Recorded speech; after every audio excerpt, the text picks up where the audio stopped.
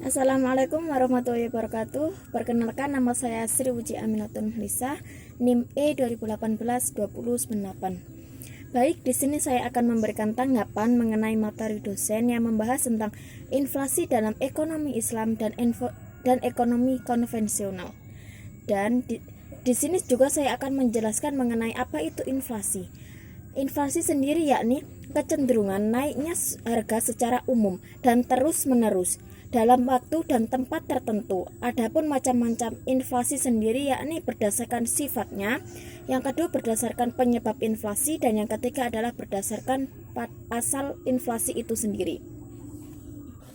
Kalau di dalam ekonomi konvensional, berdasarkan sifatnya laju inflasi, ada beberapa macam hal dan jumlah presentasi yang bisa digolongkan ke dalam inflasi. Berdasarkan inflasi yaitu yang pertama, inflasi merayap. Inflasi merayap adalah pada jenis memiliki presentasi 10% per tahunnya, di mana kenaikan suatu barang akan dihitung dengan selisih hanya sebelumnya. Jika kenaikan tersebut hanya 10% atau bahkan di bawah 10%, maka bisa dikatakan sebagai inflasi merayap. Yang kedua adalah inflasi menengah, di mana inflasi suatu negara memiliki persentase sebesar 10% sampai 30% dalam setahun. Dan yang ketiga adalah inflasi tinggi. Kenaikan persentase yang luar biasa terjadi pada titik ini, di mana persentasenya sebesar 100% ketika barang-barang mengalami kenaikan yang sangat tinggi, bahkan 2 kali lipat atau lebih dari sedang mengalami hyperinflation. Nah, berikutnya adalah sebab-sebab inflasi. Sebab-sebab inflasi itu ada 3. Yang pertama adalah adanya permintaan. Yang dimaksud dengan adanya permintaan yaitu permintaan yang tinggi akan suatu barang yang berlebihan sehingga menjadi inflasi. Dan yang kedua adalah adanya penawaran.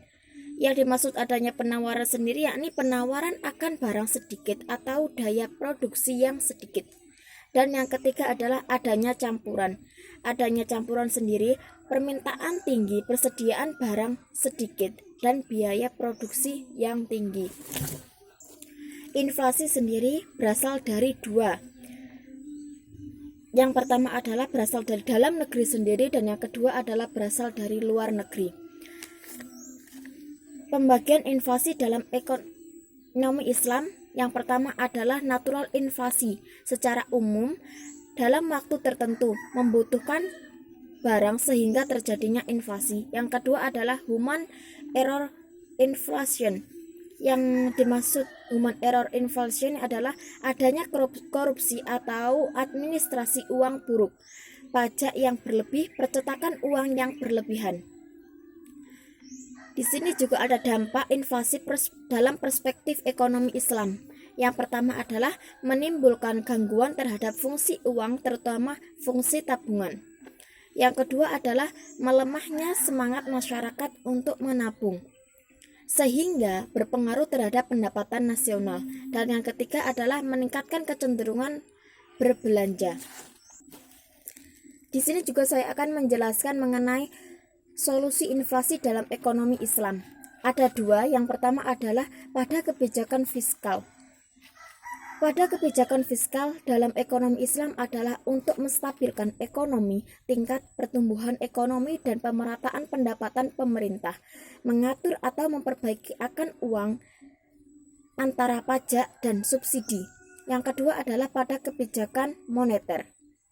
Bank Islam harus mengarahkan moneter untuk mendorong pertumbuhan dan penawaran uang yang cukup untuk membiayai jangka panjang dan menengah dalam mencapai harga yang stabil dan tujuan-tujuan sosioekonomi. Terima kasih.